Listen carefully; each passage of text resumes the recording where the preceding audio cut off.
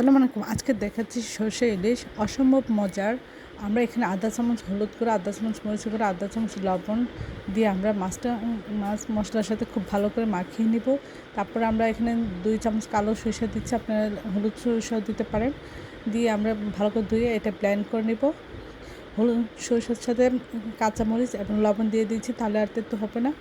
এখন আমরা পেঁয়াজ একটু ভেজে নিয়ে, পেঁয়াজ কাঁচামরিচ ভেজে নিয়ে সামান্য পানি দিয়ে আধা চামচ হলুদ গুঁড়া, আধা চামচ লবণ, 1 চামচ মরিচের গুঁড়া, আধা চামচ ধনিয়া গুঁড়া, আধা চামচ জিরা গুঁড়া সব কিছু মশলা দিয়ে আমরা খুব ভালো করে মশলাটা কষিয়ে নিয়ে তারপরে এর মধ্যে মাছ দিয়েছি। দিয়ে আমরা এটা লো হিটে এটা ভেজে নিব। এতে জাল মানে রান্না হবে, সব কিছু হবে।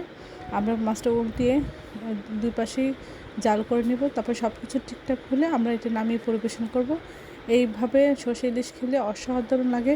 এটা একটু ডিফারেন্ট স্বাদ আসে। আশা করি আপনারা ইলিশের সিজনে একবার হলেও এটা ট্রাই করবেন, তাহলে বুঝতে পারবেন এটা কতটা সুস্বাদু, কতটা টেস্টি। সবাই আমার চ্যানেলটি লাইক এবং শেয়ার দেবেন, সাবস্ক্রাইব করবেন এবং প্রিয়জনকে বেশি বেশি করে শেয়ার দেবেন। আমার চ্যানেলে সব রকমের রান্নার রেসিপি রয়েছে, আশা করি দেখবেন।